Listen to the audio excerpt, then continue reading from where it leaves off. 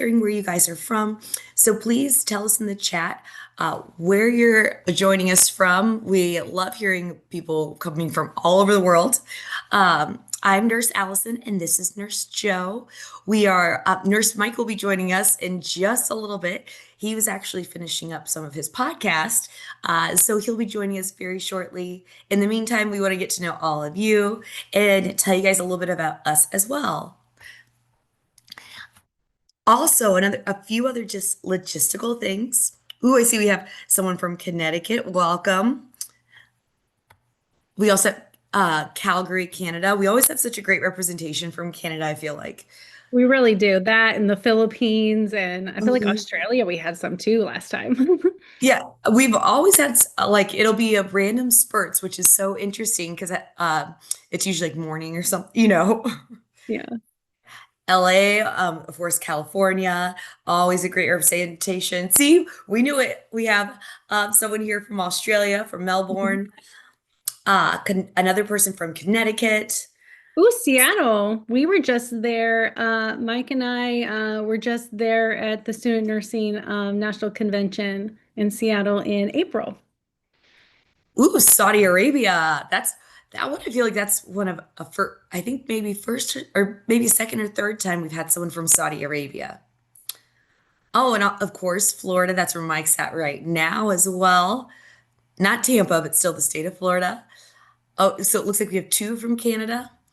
Someone joining us from England today. Welcome. Oh, we also have Texas representation today. So take Some a quick moment, you guys, if you could, even though we have some joining from YouTube. Hi, YouTube. Uh, if you guys could take a moment in the chat, you can see that little blue drop down. Can you guys all switch that to everyone? That way, everybody can see what you guys' questions are, how you guys are responding. It's really great to have some good interaction. Otherwise, we, the hosts, only have like the information, and we want all of you to see it because whatever you're thinking or what questions you have that are pertaining to this or comments, I'm sure someone else is also thinking about it. So, and one of the things that we love about this is the ability to get to engage with you, with everyone. And so we love using the chat, especially, uh, you know, when we ask questions, we love seeing your feedback and everything. But if you guys have any questions, there's a Q&A button at the bottom. So at the bottom of the screen, uh, you can press that and put in your questions at any point. And there's specific times where we'll be monitoring that Q&A so that we can either answer those either at specific points in the webinar that we have set aside to make sure that we get all your questions answered. Or sometimes if it sort of pertains to what we're talking about in the moment, we might go ahead and answer it in the moment. So especially if you have any specific questions, please put those in the Q&A. Sometimes it can get lost in the general chat, so throw those in the Q&A. And if you're joining us from YouTube, you can put it in there as well, and our moderators will help share it over with us so that we will make sure to get those questions answered too. So wherever you're joining us from, we want to answer all of your questions and see how we can best help you guys. So this is, especially since now, as of next week, we're officially kicking off the holiday season. I cannot believe that Thanksgiving is almost here. And so we thought this was such a great time to talk about holiday survival guide for new grad nurses. And so welcome everyone. You made it. We're hoping to have a fun session. We truly love the opportunity to get to engage with you guys and share helpful tips and tricks that we have learned along the way. And especially to, hear about your experiences as well. And so here's a little caricature of Mike. And again, hopefully he should be joining us any minute now. Ooh, I'm actually He's on right now. He here. is right on cue. Yeah, well, how's it going, everybody? Yeah, sorry about that. We were doing some podcasting for a new little podcast we have called Bedpan Banter. We had some great hosts on, so more content for you guys from experienced nurses, which is great. So, yeah. Bedpan Canter. It's called Bedpan Banter. That's right. It's a civil nursing podcast. So we're doing a lot of things here, guys. We're all for you. So it's great. Laying out Actually, all the shizzy. I've been listening to some of those episodes on Spotify, and I think one that made me legitimately laugh out loud. I was on an airplane. I laughed out loud. It was keep your friends close, but your enemies closer. Okay. I got a good crack up out of that. So if you guys haven't listened to the podcast, it's a great listen. I really have enjoyed it. So, of course, all of you guys know Nurse Mike. I'm Nurse Allison. I've been working with the Simple Nursing team for about 2 years. I'm a full-time faculty member, and I've been working as a faculty member and also helping with doing NCLEX prep for schools all over the United States and doing videos for Simple Nursing for, well, as far as working as a faculty member, I've been doing that for 10 years. So I've been a nurse for about 15 years. And then we're also joined by our lovely Nurse Joe. So Nurse Joe is joining us. I'm based out of Indiana. Nurse Joe is joining us from California. And Nurse Joe is out of her new grad era, but she's the most recent new grad who joins us. And so now she's a preceptor. And so we love hearing her experience as well because she is still currently on the front lines. So welcome, Okay. Joe. Thank you. Thank you Welcome, for having Joe. me. Thank you. So glad to be here. I'm your guys' eyes on the line. So yeah. Yes. But hey, guys, I'm going to be right back. I have some technical difficulties I'm handling real quick, but I'll be right back. If you guys want to lead it, and I'm going to jump in. Awesome. I want to see we have someone else from Canada, so lots of Canadians with us today. We love that. Love to see it. So also, there's something really cool new that I helped support with for Simple Nursing. We filmed these last year, but so Mike, this was been his little baby pet project that he had been working on for quite some time. So he's so proud of this, and it's been a new grad membership on how to. Which it's a whole new grad master course. Which this is something I wish existed when I was a new grad because it's so easy to feel like you went through nursing school. You thought that was that was the worst of it. The whole goal was to become a nurse. Passing NCLEX was just a whole other trauma. And you get so excited to get your first job as a nurse. And then again, you feel like you're starting from the bottom. Like start from the bottom, now we're here, and scrapping your way to the top, or even, just trying to make it through your shifts sometimes. And so the new grad mastery course is a whole skills refresher library, also career guidance resources, and a way for you to get CEUs, so all the CEUs you'll ever need, as well as exclusive Q&A access. So this has been his brand new baby, his pet project he loves talking about, because again, it's something that no one else is offering, and it's that support, not just having Simple Nursing support you in your nursing school journey, but then once you become a nurse and get that first job, and helping you to kick off that career with confidence. And one thing is like you become a nurse and you're like, wait, how do I upkeep my licensure? What do you mean these CE? Mhm. Like this is part of like when you start to become a nurse, or maybe you already are, you're in your first job, or you're still looking. Now, this is great because you're always going to want to subscribe to some type of thing that offers CEs. Yeah, your hospital may offer some, but when you have those online CEs that you can use, this is great because you're going to want to have a certain portal that you can go to do these modules that are for certain credits. So you have to have certain classes before you um, redo your guys's or reapply for your guys's licensure every 2 years. Now, what's great about this, with just what Alison said, is that now you actually have more to that. This is like I would say not that we hold your hand, but it's like we're here for you, and Mhm. it's more like compassionate, and it's not just like, oh, you log on and there you go. Like it offers more. And if you're gonna pay for a subscription anyways, like I feel like this is the one that you guys should be considering. Absolutely. And one of the video segments in the series that I loved, one was just talking about just charting. Another whole series that we did was talking about if you are a new grad going into multiple different areas, like if you're going to the OR versus ICU versus ER, and some hot tips, especially because we love like myth busting the idea of, I remember, my my nursing school instructors told, they were all saying to everybody, expect to work night shift, and as a new grad, you should work in med surge and start off in med surge. And that is completely not true. And so, so thank you so much. And Robin has helped put it in the chat, the new grad membership series. So that link is in the chat, and there's 20% off code. Obviously, with Black Friday deals coming up, we love savings, we love a deal. So especially grad 20 for a limited time. But talking about, okay, what if you don't, what if you didn't want to start mid surge and you got your dream job in the OR ICU? What are some hot tips and whatnot? Or what if you want to transfer? Let's say you didn't get your dream job the first time around and you just grabbed for any job.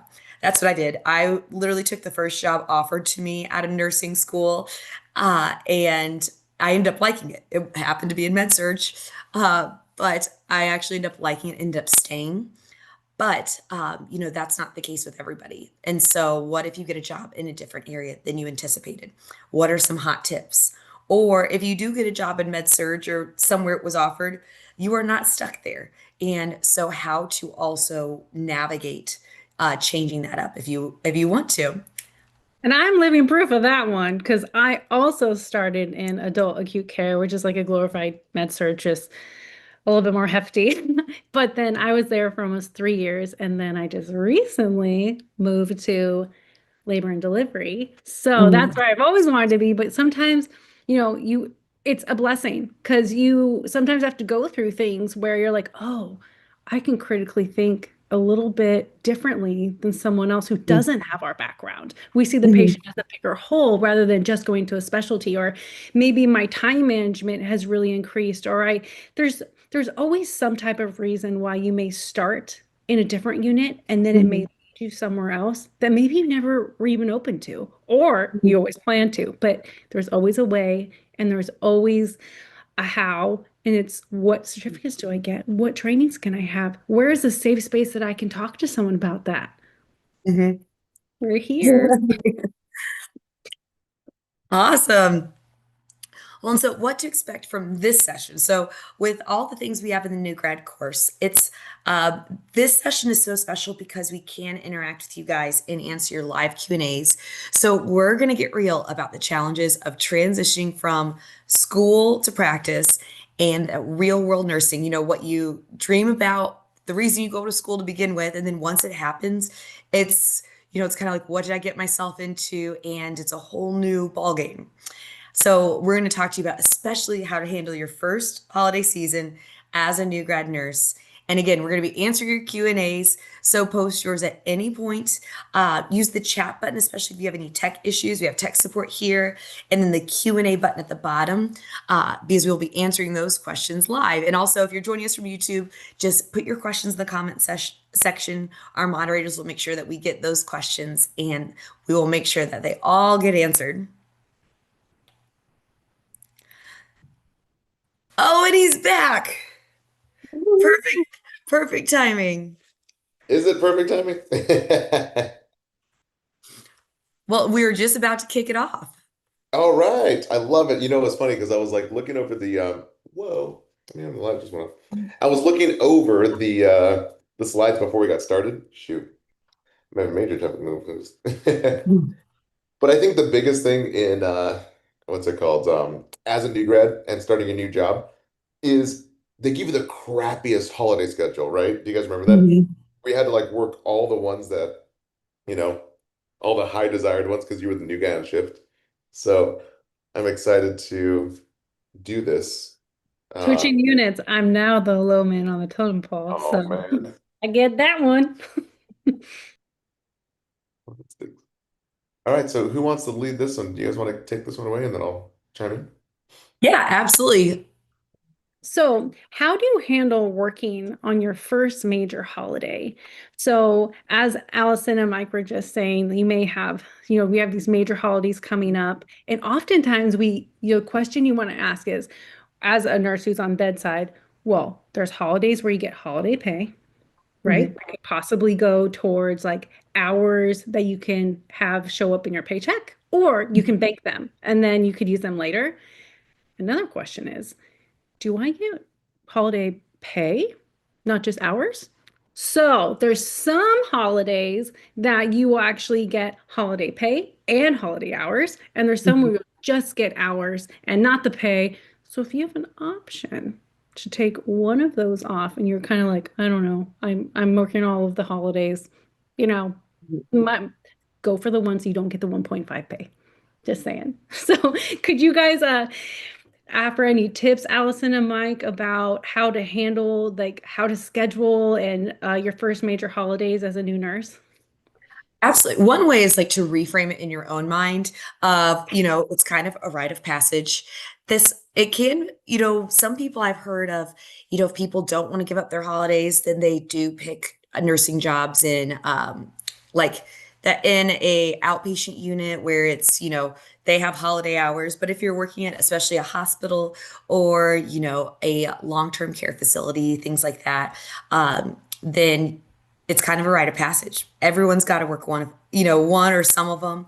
So you may be scheduled to work things like Thanksgiving, Christmas, New Year's, or a lot of hospitals that I've worked at, it's like, well, you might get Thanksgiving off, but if you have Thanksgiving off, thank your lucky stars because that means you're working Christmas. Or, it's like you're going to get at least everyone sort of gets hit by one of them. And if you get lucky on one, it's because you're going to end up having to work another. So they try to rotate it through. Uh, but just know that every nurse has been there. It is sort of a rite of passage. And, a lot of times you're at work so much, the people you work with start to feel like family because you do spend major holidays with them, if you can't get them off. And not everyone can get them off. So it's like sometimes it's your turn, sometimes it's someone else's. So one thing that I love that my family would often do is if they knew that like I was going to have to work Thanksgiving, then they would plan on doing, I think they had no problem planning 2 meals, where they would do Thanksgiving one day and do another meal another day, or at least I would get the great benefit of leftovers. Uh, so I think big thing is definitely like communicating with your family early, so that way they know the expectations, that they know that, okay, yeah, I might not be here for Christmas, but that's because I got to be here for Thanksgiving. Hmm. For my And unit now, I got to choose my top ones Mhm. that I only get two out of like the 6 dates off. So there's so luckily I was able to choose two that I'm like, okay, hopefully I get my bid in there. But be prepared, you may have to work all of them. Be prepared. Mhm. Mhm. And another big one is to communicate with family early so expectations are aligned. I think that's huge for me because I come from Hispanic heritage and like Mexican mom, Puerto Rican dad, and it's just like the holidays are huge. Like if you miss a family holiday, you're turning your back on the family. I'm like, bro, I have no Yeah. choice. Yeah, so So yeah, letting that's them fair. know so that way they can plan around it. Hmm. And so that way it's not like the week of, it's like, oh, by the way, I forgot to tell you, I'm actually working and I won't be here. And Hmm. they might have made other arrangements. Or, if they have enough time to plan ahead. Otherwise, if you don't communicate with them, then they'll have no idea. And then you have to deal with the brunt of that disappointment and family shame. Yeah, the other black swan, The right? guilt Not trips, keeping the family. yeah. Yeah. All right, guys. Tip number two, how to deal with feelings of homesick or feeling left out. Now, my brother was in paramedic school. Oh man, my light keeps on going out. Need to fix this. But my brother was in paramedic school, and I still remember this is right before I got into nursing school, and he had to miss 4th of July, which we were from Orange County. He used to live in Newport, and that's a huge holiday for like all his friends going out, and everyone's barbecuing and stuff. And I think the biggest thing is just he's felt left out and he had to reframe it in his mind as like, this is not forever. It's just Mhm. what I have to do. So Mhm. seeing others celebrate on, the actual holiday itself, when you can't participate, can definitely make you Mhm. feel disconnected. So I think a big tip is, especially in the hospital setting when it feels like you're in prison, you're locked in for like 12 hours. Mhm. Bring something that's small and comforting from home. I see a lot of nurses kind of wear festive outfits, maybe some socks, or Mhm. I even see photos and holiday cards kind of tacked on. Um, but as Professor Allison said before, it was like the unit kind of becomes your family. And Mhm. really planning potlucks and bringing a Mhm. holiday treat really helps. Um, 100%. yeah. Because it's It- like all of you are in it together, you know, you the people that are around you, they're also missing holidays with their families. So there's lots of times I've worked on units where we've decided to everyone bring in a little something, whether and even sometimes having like themes of it, whether it's like comfort food specifically, breakfast food, or uh, or even sometimes there's been where it'll be okay, everyone brings something that's got bacon in it. Lots of times even just themes in that regards can help a lot because then you still get to feel like you're feasting, treating, and having that holiday celebration. A lot of units also decorate, so even decorating or doing a secret Santa exchange on the unit, or doing something where you say like what you're thankful for in your coworkers, things like that, because they're also missing the holiday too. So you can all be in it together. Uh, Even like scheduling video calls with your family during breaks. So say if it's you're working Christmas morning and you're going to miss, opening up gifts of sorts, then maybe trying to FaceTime in with people while they're doing that. So that can also always help. And again, leaning on your coworkers, a lot of times they feel the same way. Sometimes another thing that would be hard is I would hear patients complain about being in the hospital on the holidays, and they'd say, "Oh, I have to be stuck here on Thanksgiving." It's like, "Hey, man, I'm here too." I'm also not at home, although I do get to go home at the end of this shift, and I'm getting paid to be here. And like Nurse Joe said, getting that holiday pay. But sometimes even reframing that and helping the patients feel better. Like, hey, I'm stuck, not necessarily stuck, but kind of with you too for the holidays. So trying to have as positive an outlook as possible.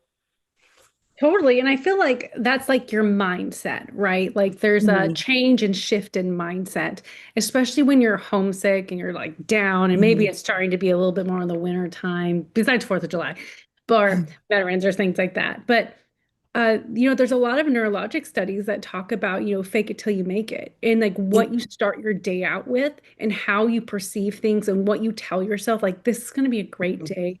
I'm going to have fun. They're not like, gosh, I don't want to go to work. This sucks. I don't want to be there. Like, be the positive impact for yourself. And the more Mhm. things that you repeat in a positive manner, that's your brain is like neuroplasticity central. So it's going to concentrate on what you are thinking about. And it's going Mhm. to actually impact your behavior and how your behavior is on the unit. Be that light, be that positive person. Don't be that bah humbug. Like, be real. I'm not saying be fake. Maybe be fake the first hour of waking up because maybe it'll change your mood, your mindset. But you know, be positive. You're there. Make the most of it. And Mhm. no one really needs that at work anyways. Like, leave try to we really encourage you to be positive, even if you're sad or you're homesick. Like, plan for that. And if you know through this season of your first year of being a nurse that you're like, man, I get really down when I'm at work on the holidays, learn from it. Don't just accept it. Like, what can I do in order to counteract that? Maybe I need to, like, maybe I miss my friends, so I text Allison and Mike, or say I'm need a little, hey guys, I just need a little extra photos today. Like, know yourself, plan ahead, and Mhm. create a way to be positive. Mhm. All right, guys. Oh, sorry. You can lead. Oh, no, no, you're good. I was just taking a I breath in. was like, I'll take it. Yeah, go for it. Sorry if it's a little echoey. I have some background. But tip number three is how to manage higher patient acuity. I don't know what the reason is. It's kind of like full moons, but a lot Mhm. of holidays just we have high patient acuities. Usually in the winter months where the flu is going around, we have sicker patients, full units, and faster turnover. So there's a lot more complexity. So the first tip is to create a rapid first 5 minute assessment routine for each new patient so you guys can quickly identify red flags before the shift snowballs. And no pun intended, snowball. Okay. Would you guys recommend that? Doing like quick 5 minute rounds? Yeah, Absolutely. I mean, doing it 100%.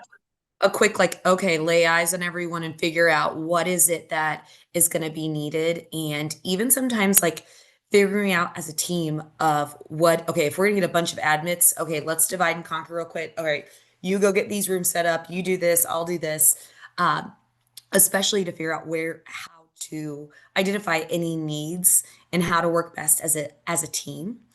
And another thing that I found, especially, it seemed like one of the hospitals I worked at in St. Louis, actually, uh, there seemed to be, I worked there for a few years, and not only was it that patients were getting sicker, but there seemed to be this thing where the day after, like Thanksgiving, the day after Christmas Day, that oftentimes people would be brought in because maybe family members were coming in town and hadn't seen their relative in a while and didn't realize how sick they were and didn't realize how bad things were, or were the people that convinced them to go in. Also, sometimes patient or especially as it's snow shoveling season, that can induce heart attacks. And lots of times after eating a big Thanksgiving meal, that you also see like shifts in that can induce certain things. And even I feel like when I worked in, there were certain times of the holiday season I worked at one point in Champaign, Illinois. And so sometimes we get more people around, like because of holiday parties, people slipping on ice. You have certain things that can happen. And I worked in an ortho unit, so people breaking bones because they slipped on ice or fell because of having a little bit of alcohol, maybe a little bit too much eggnog, and also snowy winter conditions being added in. Oh no. Also, like the FOMO for patients is so real because they don't want to miss out on the shenanigans and the celebrations. So they're like, oh, I'll just go in the morning. You should have came last night. You are in DKA right now, or you have a Right. bone protruding out, or you're bleeding out. Like, no, you should have came. So always the day after a holiday, be prepared. Especially if you're in the ED, but med surg too, like always be prepared because people don't want to be in the hospital on holidays. And when it says like what Mike Nelson was saying about clustering care and doing that first 5 minute assessment, as a nurse on the floor, like currently, like your vital signs are going to be either Q4 or Q6.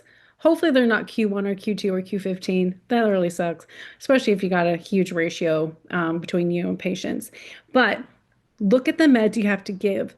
Can you give your blood pressure meds while you're doing those vitals? So then you're not having to do vitals again when you're doing those BP meds or those heart meds or whatever it is. So really cluster that care because then if you want to be able to get in and out of that room quickly so you can move on, because it's probably going to be pretty, busy on those holiday shifts, get it done. And it's often we're having practice now where nurses are starting to round with the doctors and their teams. So do keep an eye for that because then you can't pass your meds. You can't go do all your things if you're rounding with your doctors and your patient care because when the doctors are on your unit, it might be slim how often they're there. So, because you guys are the eyes and ears. So really try to use that clustering care and get your stuff done quick, safely, but quick. Get it done quick and safe. That's right. Eh, mhm. Cool. I think we missed the last bullet point, but it's okay. No, go ahead. I went back. Go ahead. Oh, got it. The last point here is to pre-plan escalation steps by knowing who to call for what and reporting key numbers, clarifying thresholds like labs and vitals with your preceptor early in the shift. It's really all just about preparing, guys. They say, don't be scared, be prepared. Mhm. And just working faster, working smarter. And so pre-planning is a huge tip. But we can go to number 4 now too. And a quick reminder for you guys, please add any of your Q&As into the little Q&A box when we're happy to answer them right at the very end of our podcast or webinar. Yeah, webinar. Podcast webinar. All right, guys, tip number 4 is how to navigate family holiday dynamics. And me personally, I was basically being like flogged for missing family events. So visiting family members may be more emotional or even protective um, or even stressed. And this goes for both Mhm. sides. If you guys take yourself out of the caregiver role and put yourself in the shoes of the patient, imagine being inside the hospital on the holidays. That probably sucks even more. At least you guys are getting paid as nurses, right? To show Mhm. up. So I think a big tip to handle is to really set the tone early by explaining the plan for your shift in very simple terms to really set expectations and prevent conflict. Um, and another one here that I use a lot because I used to work in a psychiatric emergency room is to use calm yet confident language to diffuse any tension. Basically, patients want to feel heard, and the worst thing you can do as a nurse is to fight fire with fire. That's how you get all the questions wrong on the NCLEX. You, as the nurse, are supposed to acknowledge feelings. Like, for example, I can see this is really hard for you. You've acknowledged them. They feel heard, they feel seen, and offer concrete next steps. Like, here's what we can do right now, or here Mhm. are the options. Because I mean, like me personally, I was working in the psychiatric unit. They'd want everything under the sun. I want a private jet with tickets to the Bahamas. I want everything else. I'm like, listen, I hear you. The best I can do is a graham cracker and some chocolate milk or something. You've probably been put in those situations, right, Joe? Oh yeah, 100%. Or I were like Marco, or like Polo, or just take the time. And if you have those really like stressed out, moody, like Mhm, patients, or you're just like, oh man, I've heard a lot about this patient. This is going to be rough. Half mhm, the time, if you just lean against that wall, don't cut yourself off, show your hands, and just take that 10 minutes just to listen. And you can just mask, you can just say, oh, I hear that. Or wow. As long as they're not just, being, negative and like saying things you're like agreeing with, and you're like, you shouldn't. I'm not saying that, but I'm saying if you can listen, they're going to trust you. And if you mhm, repeat back maybe a few words, like Mike said, repeat back and then say, I can see this is really hard for you considering blah, blah, blah. Whatever is going to be the most neutral thing to say to them, I have made the most, even the family members that are like, be careful, there's an FYI in this patient and their family mhm. member. I have diffused so many situations just by listening. Even when I was busy, I took 10 minutes to listen and just sit there and then recap. Say, so what I'm hearing is your concerns are these. I'm going to go ahead and make sure that those are addressed. Okay. And be like, thank you. And then you Mhm. go figure out how to address them. Right. So that can diffuse so much. Yeah, I mean, I think at the end of the day, they just want to feel heard and they want to feel seen. Um, and when things do escalate, and let's just say you're using all the therapeutic communication, then the last point here is really to lean on your team. Remember, you're not alone. I think a lot of us as nurses, we feel so alone, we feel pigeonholed, like, it's you against the world. But remember, nursing is a team sport, and it's like it's a team effort. That's why they call it the healthcare team. And so looping in your charge nurse, looping in security before things get out of control. And remember, you just don't need to handle it alone, especially when you're new as a new grad. You don't have to know everything like Professor Allison says. You just have to know something. And this is one of the somethings, looping in your team. And say like you're like a chick and you have a very so I'm 5'2". First thing Mike says to me when he met me in Seattle a long time ago, he was like, "Wow, you're shorter than I thought." I'm like, "I know." But so like I'm a short girl, right? I go in and say I have this patient that is like opposite sex. Definitely I know that he thinks he can pull one on me. Read the room. Lean on your fellow nurses. Be like, okay, I know they're gonna hear this better if I have a guy in the room. I Mhm. just happened to get this patient because whoever decided to give me this assignment thought this would be a good idea. Okay, well, let's get some backup here. Or sometimes even kind of to that point, I'm a whole 5'1", 3/4. I've strived for 5'2" my whole life. But even as I started as a nurse, I feel like with my height, I can tend to also look younger than what I am. And then think back 15 years ago when I was first starting, sometimes just being a newer, younger nurse, um, there would be times I'd grab a nurse that it could have been someone who wasn't even necessarily like that much more experience than me, but at least someone who, um, you know, appeared older. So then, sometimes patients would de-escalate around, a feeling of more authority than I seem to have when I looked, when I was younger. And, or even if it is a more experienced nurse, someone who is a little bit more seasoned and can come around and sometimes feel more confident about being more directive if that's what's needed, because there'd be times where I had a hard time, um, you know, being as blunt as what was needed. Because even there were times where, we'd have patients that would come in, and especially around the holidays, because holidays can bring up, addiction, and or people can fall off if they've had issues with addiction, they can fall off the wagon, and some of those issues can come back, and so those can be surrounding, because holidays can be hard for a lot of people. It's a a joyous time, but then also that can be a struggle for some people, and so that can add some psychosocial components, into the mix and bring out some of that as well. And so I learned a lot even from asking experienced nurses to help me with, even like admits of patients who were withdrawing.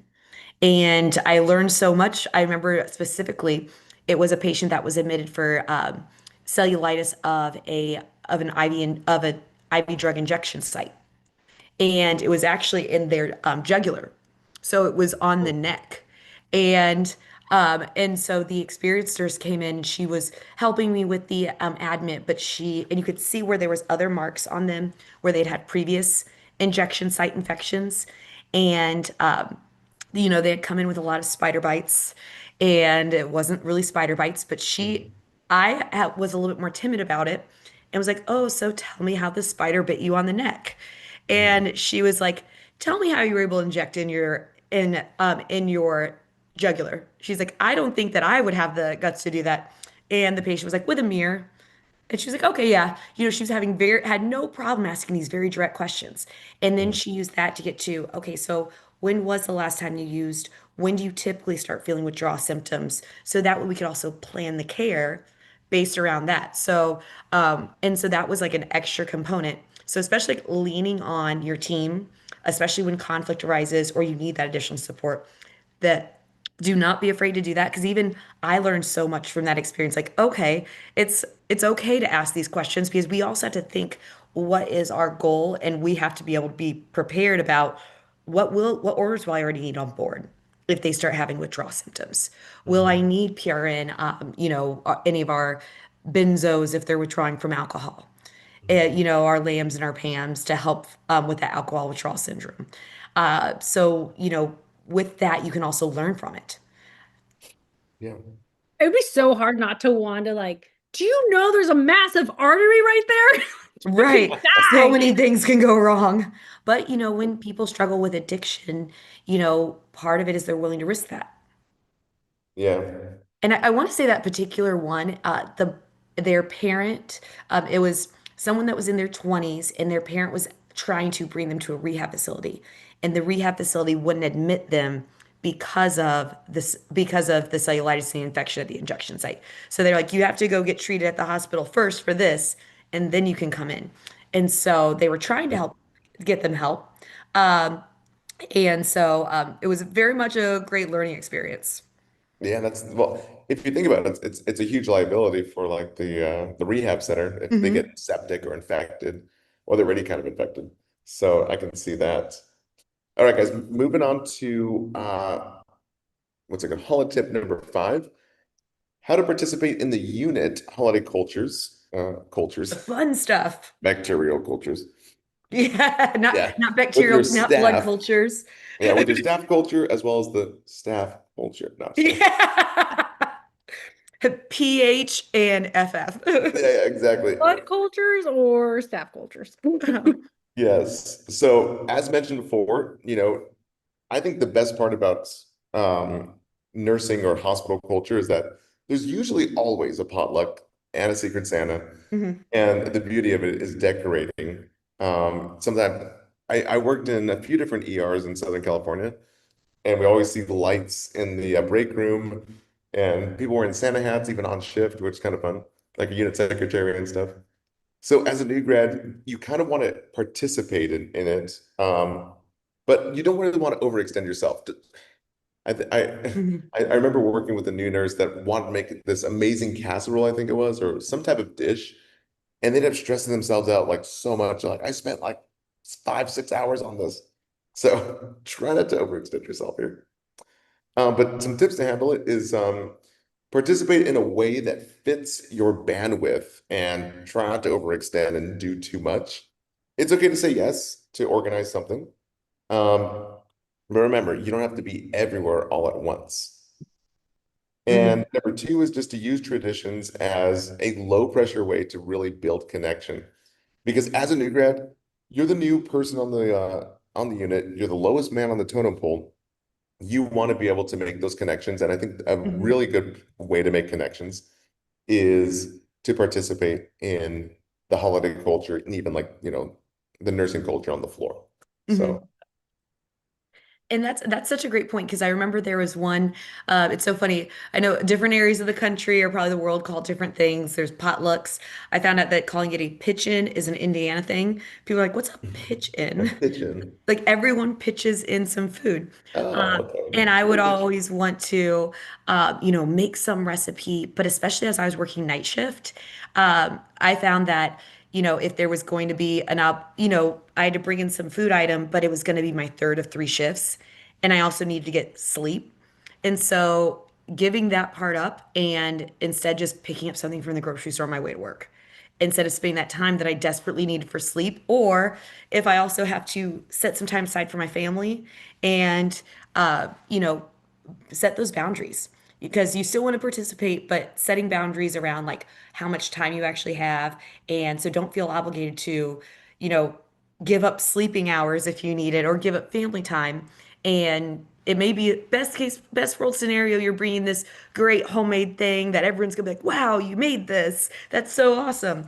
Where instead of, or if you bring in something that you made in the crock pot and which then it's going to easily be kept warm too throughout the shift. So no matter what time people are eating it, or just then, picking up something from the grocery store.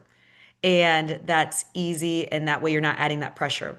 But also, as far as like overspending on gifts, so I want to say there was one unit I worked on where everyone was supposed to bring three things and then everyone do like a little bit of an exchange. But either, try to find something cost effective. So that way you're not, spending a lot of the extra money you're making on the holidays on, buying presents to like decorate or to do a secret Santa. Set those boundaries. A lot of times, places are very conscious of that. And so usually if there is a secret Santa, it's like, okay, here's the cap for the gift spending amount, which can Mm. help. But definitely don't feel obligated if you're pinched with, especially as you're starting as a new grad, all that money is important. And, a lot of times you're spending that money on your own family. So tip number six, how to deal with increased stress and fatigue. I mean, Joe, you're probably feeling it right now, being the lowest man on the totem pole, but I'm going to tap you in and ask. But first, dealing with short-staffed units, heavier patient loads, emotional families, because stress seems to run high during the holiday season because there's a lot going on. And even your own personal holiday expectations can definitely feel draining when you're still building stamina and confidence as a new grad. So juggling all this at the same time. Mhm. I mean, Joe, you've been the newest of the new grads that on our team here, and our number one tip to handle it is to think of sleep as medication administration, right? It's not Yeah. negotiable. Yeah, and I'm horrible at that. Mike is always That's okay. encouraging me to like, you sleep is number one. Sleep is number one. I'm like, I am horrible at sleep. My sleep hygiene sucks. So you have to just remember your cortisol levels and everything are going to be so much more increased if you're not sleeping. And I know this as I'm playing my phone on my the game on my phone and make me fall asleep, or I'm watching that extra show, that extra episode, because I just want time to zone out after the shift. But Mhm. yeah, I mean, it can be stressful. And I think, again, just making sure that you're having time to wind down, that maybe you're hitting the gym before you go to work because you know you're going to have a better restful day. Like Mike and Allison always talked about, I would go, before work to get my body going, and I would I know after work if I went, I would actually be more amped too. So really Mhm. figure out how you can manage your stress during that time because it's a huge difference. Because Mhm. when you're stressed and you're tired on the unit, everyone's going to know, and your time management is also going to be affected too, and how you communicate Mhm.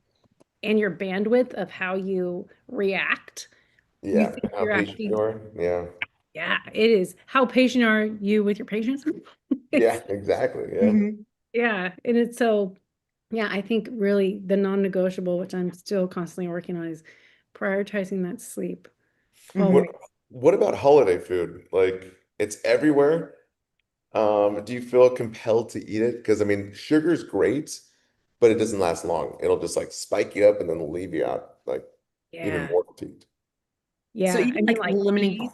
quantity of it, like, okay, I really want to try this, but have like a little bit of it so that way you don't have as big of a crash. Hmm. So having like a backup plan of like, okay, I'm gonna have a little bit of this, but also I need something that's not gonna give me that's not gonna be super high glycemic index that then I'm gonna have a crash Yeah, and like a then be one and so one. sluggish. Yeah, absolutely. I Yeah, used because to do like a smoothie. Oh, sorry, go. no, no, go ahead. Your smoothie. Yeah, I was I gonna used to say. do a smoothie and then like because smoothies, have a lot of high fiber if you're throwing in like, good ingredients. I like sweet potatoes and things that have high fiber in them. I would even put beans in my smoothies. I know it's kind of gross, but Wow. the Mine idea might be here gassy. might be gassy and sassy. No, but the idea here is that the more fiber you have, it limits how fast sugar goes into your bloodstream. So it's great. And so I would do a one and one. Like I would have my smoothie and I'm like, okay, my treat, I did something good, now it's time to do something bad. And if you do like five bad things and one good thing, that's when the tables start turning and yeah, And start always getting. trying to like abuse your like I'll try to eat my protein first because I always try to average like 30 to 40 grams of protein per meal, lots of Mhm. fiber, try to reduce those net carbs. But if there's like a fluffy cookie on the unit, I have a really hard time saying no to cookies. Like not the crispy ones, but like you throw in like a snickerdoodle that's really fluffy. I Mm, better be eating my protein first so I don't go back for more and just don't aimlessly snack. Like you Mhm. can even do like a portion control of like, okay, I get this little plate, not because you don't want to be like a fatty pants, but because you're like, I'm gonna feel horrible. I'm gonna mhm. feel Mhm. horrible. Or maybe like put a saran wrap, bring a little to-go container and eat it later when you go home. I don't know. I have no self-control, so Mhm. Same. And so like I know like some people are into sweets. I will use any excuse to eat mashed potatoes.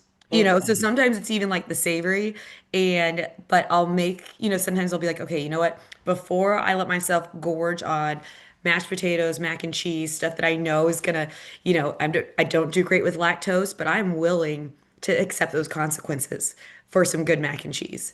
Uh, Mhm. but so trying not to let myself sometimes, again, portion control, make myself eat something healthy so that way I'm not starved and then, so low on energy that I'm using that as a quick pick me up because just I know then all of a sudden I could hit a wall. All of a sudden I feel drowsy. I want to take a nap, like we all do after a big heavy meal.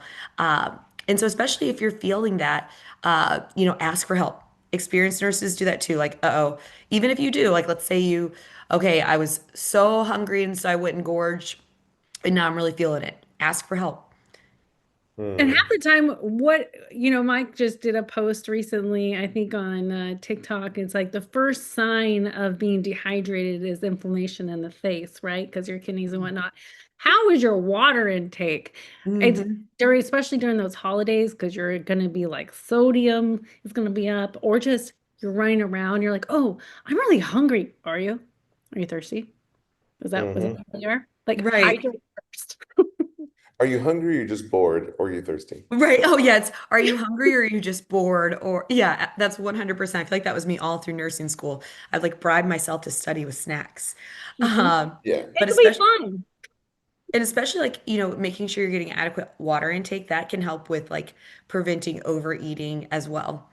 hmm Hey guys, just a quick reminder, you guys can drop any question inside of the Q&As. We haven't been getting a lot of them, and this is a really good time to take advantage of it because we are literally right here. It's a very small group we have today, so you have Mhm. access to any question you really have about anything new grad, anything nursing related, even NCLEX, doesn't really matter. We're here to answer you guys. So Mhm. please take advantage of it. Um, and the last one here, before we go to the next slide, is asking for help, especially when you're hitting the wall or Mhm. feeling burnt out. And we use that term burnout a lot, but burnout could, the signs and symptoms could be like you're making small mistakes, little things, small things are just irritating you and frustrating you out of nowhere, Mhm. snapping at people, feeling foggy, and just like, you can't really get into it. Those are the best times to ask for help and take break. You probably need more sleep. And just like we Mhm. talked about, you probably need more hydration because your cortisol is probably at an all-time high. And one thing we talk about in the new grad mastery course is just know that you're not dumb. You're just new. You know, Mhm. that's all really it is. And the stress that comes along with overthinking because you don't know what to really prioritize or when to overreact or when to underreact. That's the hardest part about being a new grad. Mhm. So, Like your red flags. Your red flags aren't firing yet. yeah, watch out. All right. Do the next one here. All right. Number 7 is how to balance personal traditions with work, especially if you guys have uh, any religious holidays or family that wants you to be on everything. Mhm. Oh my gosh, my family has so many traditions. So you may miss out on traditions that usually define your entire holiday season. And it can definitely feel like a big loss as a new grad and may hit harder than you expect. So the number one tip is to create new traditions around your schedule, like a special breakfast or even opening a gift before your shift. Or if, let's just say, you have to work Christmas, a big thing is, celebrating on Christmas Eve and opening stuff then, or doing something small. It doesn't have to, be big to feel special. And I think that's a big reminder for everyone. What are some of your guys' favorite holidays and traditions? hmm Like, and Oh. to that point, I remember one of my first, when I was working as a new grad, Easter Sunday is really big for my family, and I had to work Easter night. And so at first, my mom was, I said, okay, well, I'll sleep in the car on the way to church. And then between church and Easter brunch, I was sleeping in the car. And trying to sleep. But then I found that because I didn't get great sleep from doing that, that whole shift, I was dragging so much. And so then, having to be really honest about, okay, you know, next year, if I have to work on Easter, I may only be able to do one, not both. So hmm that way I can get that sleep. I may only be able to go to church and not also do the brunch because then that took up such a huge, significant portion of my what when I should have been sleeping. And so it doesn't have to look exactly the same to feel just as special is so important. And knowing again, like even if I work this Easter, it doesn't mean I'm going to work every Easter. And so that's a big component as well. It's huge. The last two here is to communicate your schedule early to set expectations. Because just as Allison said, your family's going to want to, oh, you work night shift. That means you can do anything in the daytime and get no sleep and then be super fatigued. Like, guys, come on, let's be real here. We're only human.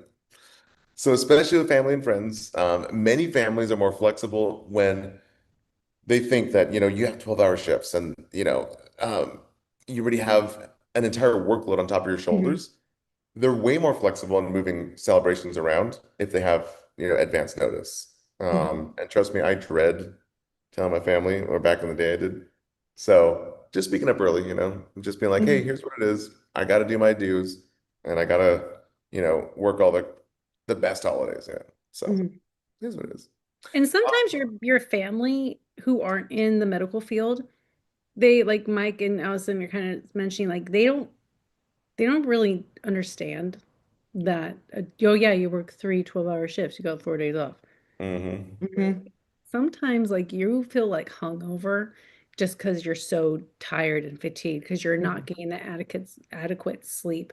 Or maybe you were on one, off one, on one, off one. How do you even recover if you're day shift or night shift, depending on that? So do have a little bit of a grace with your family members who don't know the medical field, and then Mhm. just kind of set that up, that conversation up of letting them know sooner than later. And you're like, okay, I'm going to ignore their responses that are going to be snarky because they just don't get it. And that's okay. They don't have to get it.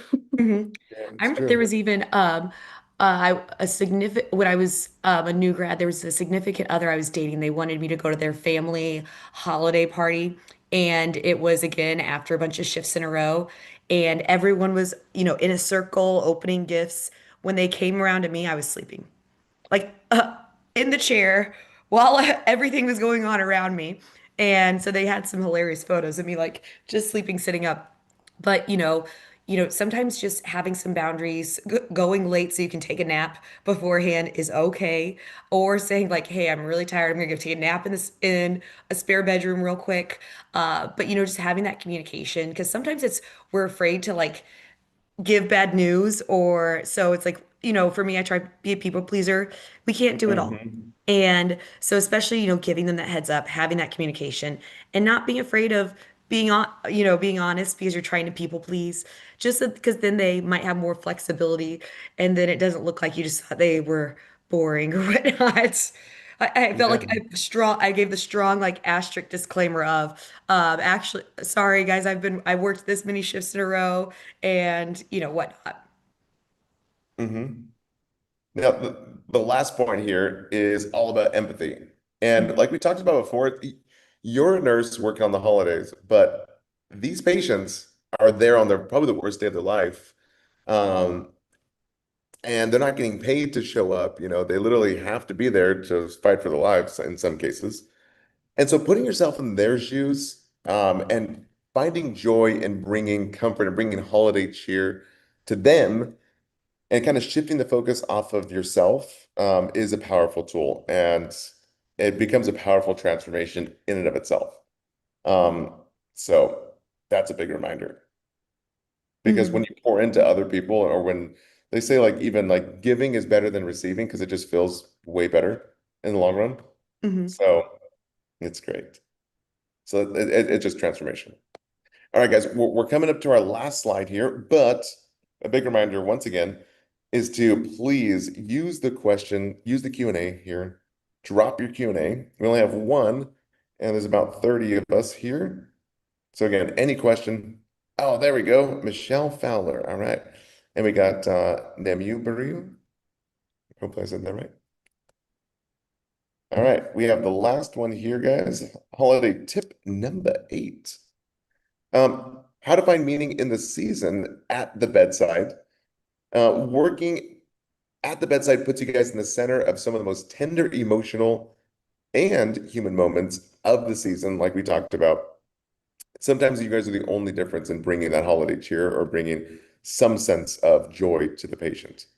So I'll cover the first tip and you guys can take the next two. But recognizing the privilege of being present in someone's life during a time that may matter deeply to them. And your kindness can be something that they cherish from years to come. And it can be something as small as like someone broke their arm, let's just say, or someone had a heart attack. I remember we had a patient with CHF exacerbation where they Mhm. went to almost hypertensive crisis from eating, holiday ham. And it's like, he came in, had to leave his family, and Mhm. all of us were kind of like, we have to work on this holiday. But then I'm like, dude, like this guy, just wanted some ham, and now he's in the hospital away from everyone. So just being reflective of that Mhm. is And if you can share stories, with your team or you share stories with your patients, Mhm. oftentimes there's certain you can kind of get like, okay, I know this team member or this patient really likes photos of looking at, maybe I could be vulnerable and show them a picture of my kid, or this is how I decorated my tree this year, or you may kind of get that ends of like, oh, this is what they would really like to see. I could maybe show like a little memory, or maybe that potluck or that whatever they say in Tennessee, the what does she call it? Like a A pitch in? pitch-in. A pitch in. It's a pitch in, yes. Yeah. Yeah. You're like, I think it oh, makes this more sense actually than potluck because it potluck it does. sounds like you're, good luck with whatever you get. But, Yeah. pitch in, everyone pitches in some food. Yeah, like, oh, this is what we normally have.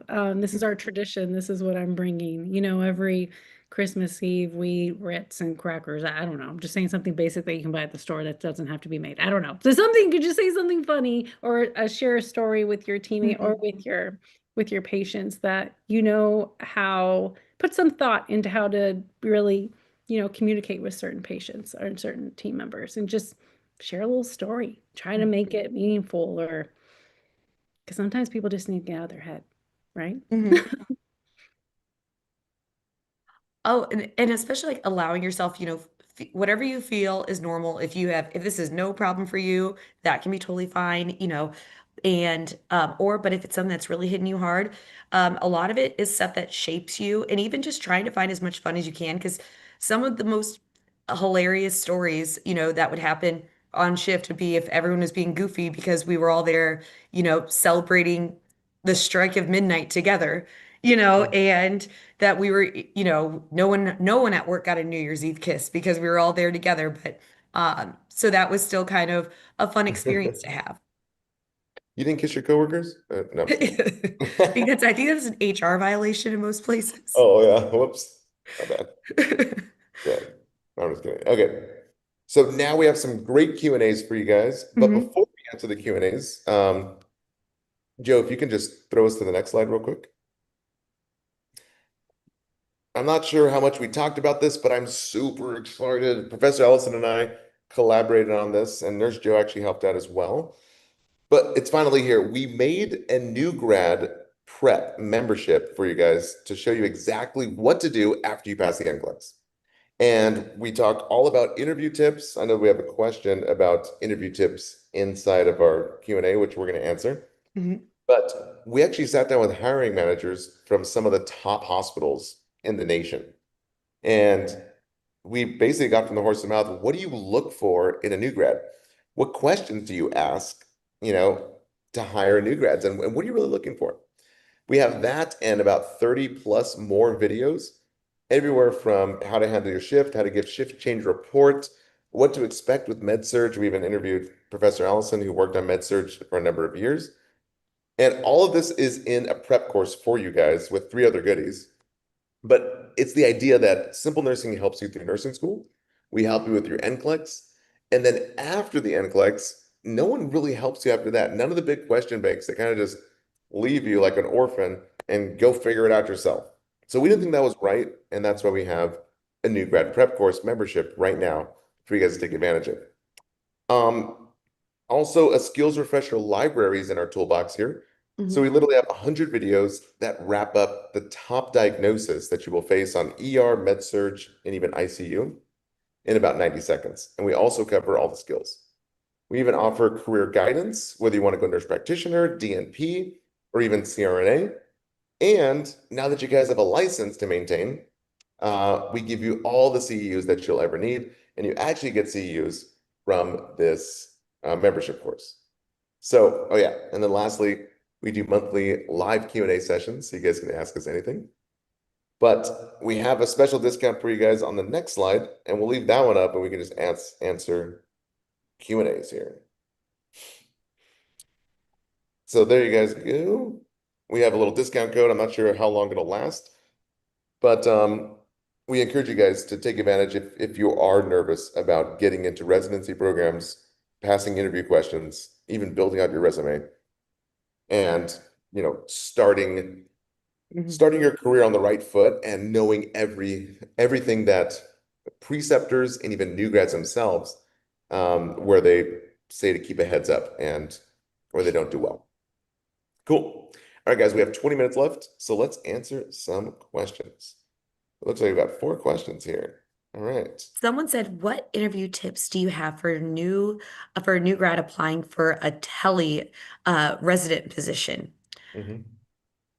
Ooh, I'm trying to think tele specific. So like Now, definitely, you know, like know one, what hospital you're interviewing for. I think because that's a component. Like, I'm not just trying to get any job, but I want to work here at this hospital. So, like, show that you're invested not only in them as a hospital, but then also like specifically invested in this unit. And like, what are the reasons why you want that specifically? Yeah, Mm, you could even get you could do like an EKG interpretation certification as well. I think that would really be helpful too, because they might be even asking you specific questions about heart rhythms or what kind of block is this? What would be the appropriate thing? How would you read this strip? Because, that's going to be huge if they're going to give you some, questions on patient care or scenario mm, clinical questions. I mhm. mean, Mike was the master at, EKG Mhm. stuff.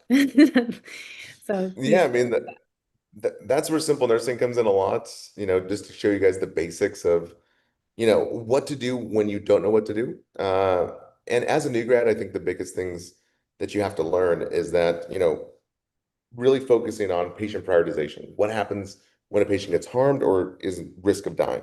And focusing there. You don't have to know everything about everything because you're there to learn. Mhm. So cardiac telemetry, guys, there's so many rhythm strips, but the biggest ones that you should be focused on that we cover at Simple Nursing Mhm. um, are the ones that really harm or kill the patient first. And you have to know those ones. And so Mhm. that's why I encourage you. We actually have a lot of nurses that, when transferring to another unit, they want to buy a Simple Nursing membership and just review all the videos to get caught up to date. So that's a big one. And then general interview tips, which we actually go layers deep in the new grad prep course and get all the interview questions that are asked from big Ivy League hospitals like Mhm. Cedars-Sinai, City of Hope, University of Maryland. But the big ones are all, I always say, have two stories in their back pocket. Number one is how you're a team player. And number two is they always say, well, what's the question? How do You you know, deal with conflict with a yeah, that's coworker? another one. Yes. And then also like, what's your biggest weakness kind of thing. Always turn it around into a positive though. Always Yeah. rework it. Always, and then always have a Mhm. question too, like when like, do you have any questions for us? And you Hmm. ask about culture, like, and growth. Like, Yeah. oh, what is your current culture? Like, how would you describe your culture on the current unit? That's always a safe one because you actually want to know that. And then what are the opportunities for growth on the unit? It shows that Mhm. you're eager. Hmm. Yeah, Yes. absolutely. All right. What other questions do we have? I'll take a look at the big one here if you guys want to try to take a stab at the smaller ones here. Yeah, absolutely. So someone said they're having a hard time finding a residency program. They're working in a rehab facility, so a lot of things about like residencies. So nurse residencies, oftentimes they provide that additional support for new grads, because they have like additional components as regards like, especially if you're in a residency like cohort, then you have other new grads that are starting at the same time, which is a great source of support, and or they have additional classes, seminars, trainings. So nurse residencies are really, really great. And I think Joe, you can speak to this too as well.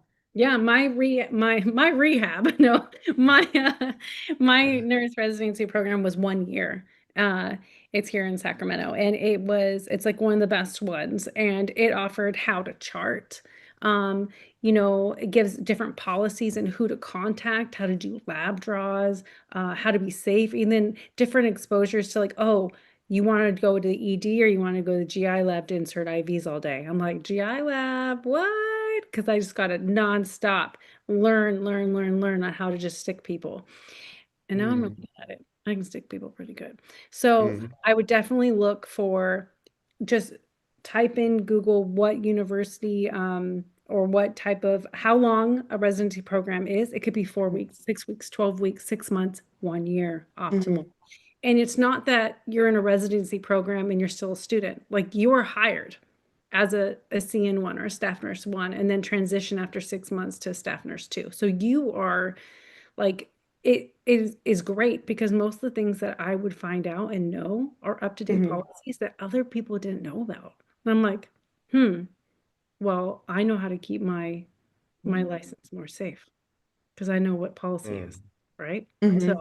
highly recommend just Googling, if you have to move, you have to move, right? So you just Hmm. see how eager am I because it's all a certain amount of time.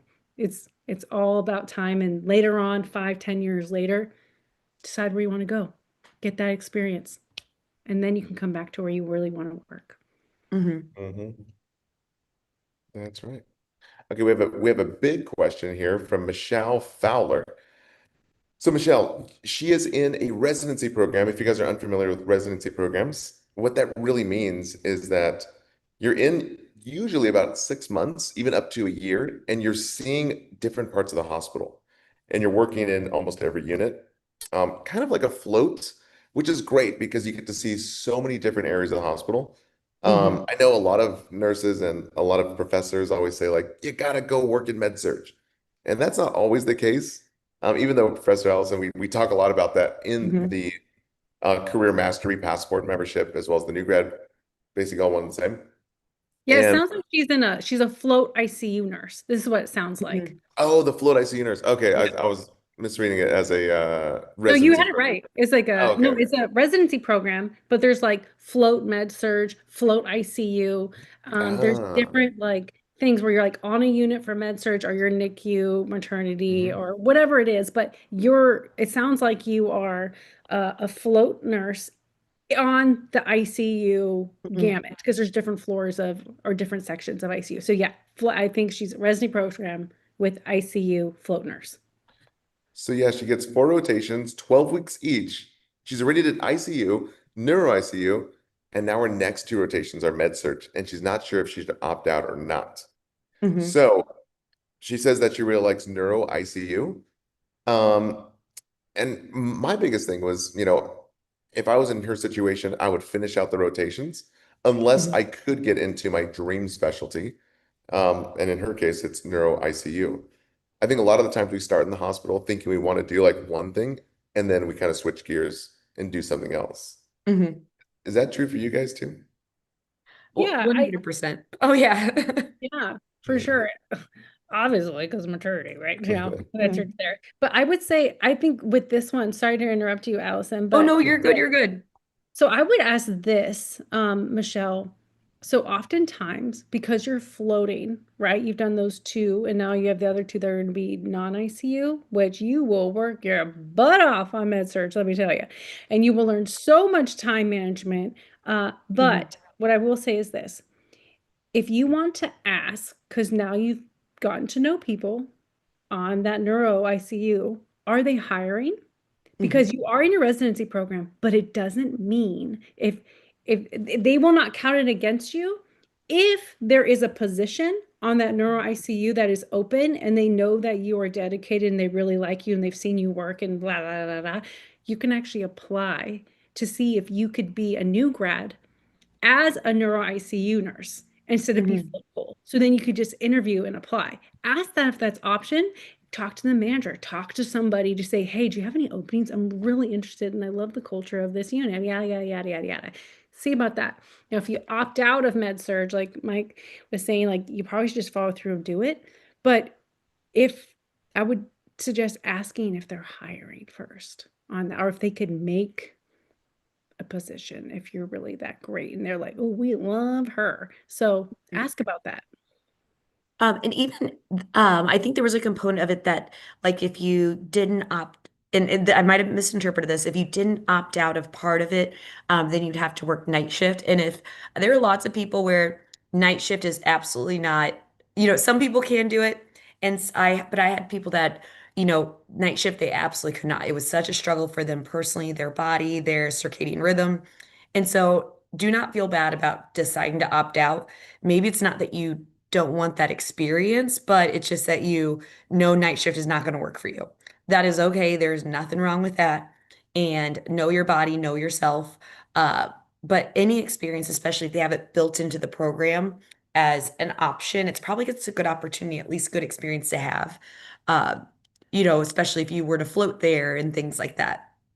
Yeah. And if you want to ask how long will is the wait list to get, because if you're going to be not a neuro ICU, but if say you're going to be like a float pool for ICU or whatever your end job is going to be after your residency, ask what is the waiting time to get to day shift. Because like I never worked night shift. I never have, but I'm going to come January. I'm gonna be Hmm. done. but it's okay. It's gonna happen. 3 to 4 years night shift. I can handle it. I can handle it. But I would just say ask what is the time frame? How long do you have to do night shift? Because if you can go into ICU and just handle night shift for 2 years, I mean, that's not that long. You can do anything for 2 years. Yeah, anything. All right, guys. Someone, oh, sorry, go ahead, Mike. I Oh, was gonna someone say said, we have a few more questions here. We only have 8 minutes left. mhm. Don't be scared. Be prepared. Drop your questions in. But go ahead, take it, Alison. Oh, someone had asked about any advice on BSN school selection in that process. So, like general tips, especially if you want more structure upon graduation. I'd say if you're someone that wants more structure, look for a BSN program that I think sometimes if you're someone that needs structure, an online format's not the best because that can be harder. It sounds more well, it is. It can feel more flexible, and so that can be something that's attractive to some people based on their lifestyle, their job, kids, things like that. But especially if you do feel like you need more structure, then I would look for one where you do like go to a campus, the classes are on site. Because for me, I know like I'm still a little old school in the fact that like I like a hard copy of the textbook versus online. I like to, like, even our simple nursing study guides, like the ones that are like printed out, are better for me, or I always print things out myself. So if you need more structure, definitely I would say go from gear from one that, excuse me, doesn't have like a lot of online components because that can be a little harder because then you have to have more structure within yourself to do like the postings and things like that, or attending a virtual class, which can be easy when you're doing that from home. I get so easily distracted of like, okay, well, I'll have this going on in the background while I'm also doing laundry or doing this because I see that laundry that needs to be done. And so I'm distracted by that. And so sometimes like leaving that setting can help me to be like, okay, right now, school time. Um, as far as like scholarships, uh, definitely like even just searching for scholarships online, there's some websites where there's such a variety of options for things that you wouldn't even realize or grants. And a lot of schools can also, if you like reach out to like a student services advisor, they have like scholarships that are available based out of their school specifically. And it could be there's scholarships for things like if you are, the first person in your family to seek higher education, then there's scholarships just for that. There's scholarships for such a variety of different things. Um, but so that's definitely one tip that I have is like if you know you need more structure, then try to seek out something that's going to help provide more structure for you. And Mike always gives the tip, especially there might be some people here who maybe you did graduate, you're in your first new grad job, and now you're already thinking about, okay, well, I want to go back to school for this.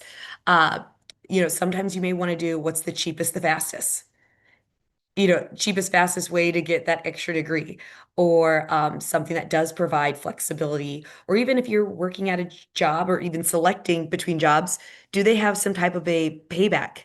If you're working there for a certain amount of time, do they then pay for your extra education or pay for CEUs, pay for certifications? So looking into that. Yeah, and if you work for like a UC system, they'll even give you a discount. Or they'll Mhm. even say you work at certain hospitals, they want you to have the BSN. They want you Mhm. to, they'll even pay for the whole thing. Like, Right. just find your ways. Absolutely. Because what was it? Mike, you got yours. You did a bunch of different little grants and scholarship stuff. You ended up paying like dirt cheap for your master's, for your MSN, right? Because you did Yeah, all I these different things. yeah, we touch on this a little bit in the new grad prep course. But for career mastery or career pathways, we call it, almost any place that you can get a master's degree, you can literally skip the bachelor's. You can go associate's degree all the way to master's in about 12 months to even 18 months. But there's only two specialties you can't do that in, and that's where you have to get certified, which Hmm. is nurse practitioner or CRNA. Hmm. So there's like 11 different master's programs that you skip the bachelor's. There's like informatics, there's leadership, there's like admin, then there's a lot of other ones. I did the one in education, and it took me 12 months for only $12,000. at Capella University. Oh, Woohoo. yeah. But I went to Walden, right? In 5 years earlier before I did all that. And dude, Walden was so complex. They were the fastest and cheapest at the time. At the time, it was the fastest was 19 months for 30 something thousand dollars. So guys, they're getting really competitive. I wouldn't be surprised if you can just even use AI to break out all the accelerator programs that are 100% online, put it in a list for you, and just price match them, you know. But I still think Capella University is probably the most competitive now. Now, one perk, Michelle, to be a CRNA, to do the anesthetist stuff, you have to have 3 years of ICU experience. Then you can do that program. And then you can make Mhm. bank. Here in California, I think it's like 300,000 you can make. But you have to live like certain distance from the hospital. But you need ICU or ED experience. So that's plus. Do night shift. Hmm. Oh, we got another great question. It says, as a foreign trained nurse, what do you think is the best place or program to start working in the US? So there's no like one size fits all, but there are a few different like pathways that have been developed to help foreign trained nurses, especially like transition. I had to look it up because I couldn't remember the exact name. So they call them like transition or onboarding for international nurses. So one's TIENS, which is Transitioning Internationally Educated Nurses for Success, developed by the University of Pennsylvania. And it specifically supports international nurses transitioning to clinical US practice. Uh, and then sometimes there's even some things that are offered that have like either language support or clinical orientation. So I know TIENS, I can put it in the chat too. Um, so TIENS is one thing that was developed by University of Pennsylvania to help with specifically with transitioning. Um, and I was trying to see if there was something else, but that was the main one. And a lot of times, like um, hospitals that do have nurse residency programs have additional support that can help for a variety of different things. Uh, as you're transitioning and starting that first job. Hmm. But I worked with a lot of like worked with a lot of like Filipino nurses who got their education in the Philippines and were now in the United States, and so a lot of places do have support with that as well. Not necessarily like structured, but informally. Informal structure. Yeah, informal structure. Yes. My favorite kind The of formal structure. structure is just informal. Cool, Awesome. guys. Thanks so much, Marcus. Appreciate it. All right. Oh yeah, thank you so much. Guys, So, again, we are here to help you. Everything we do here at Simple Nursing is designed for your ultimate success in mind. And that's why we just don't make products for product's sake. We actually make things that we wish we would have had during nursing school or as a new nurse. So that's why we put all the goodies into this elite nurse career passport membership, or we call the new grad prep course. And we're going to be coming out with a lot more interesting things like an entire podcast that's kind of murder mystery forensic style that gives you CEUs. So it's entertaining as well as educational and helps you with your certification or your CEUs in a marketplace. That So sounds exciting. That actually yeah, sounds really interesting. super excited about it. Oh, Actually. and I just saw I got a shout out on YouTube from one of my current students, currently in med surge. So I love that you were coming to career night and already thinking ahead. I have such a great group of students right now that I'm so, so proud of. So thank you so much for joining and giving that shout out. And thank you everyone to joining, especially people who are waking up and joining us from halfway across the globe. But oh my gosh, that means so much to me. Heck yeah. Well, guys, thank you so much for joining us today. We do this every single month just to help you guys with your onboarding for your career. And I don't really see any other brands doing it. So Mhm. we thank you for trusting us with your career as well as your studying for the NCLEX and even throughout nursing school. So let's just take the next step together and let's master this career thing. So thanks guys so much for joining. We'll see you guys next time. And thanks, Professor Allison, as well as Joe. Thank you, everyone. All right, guys.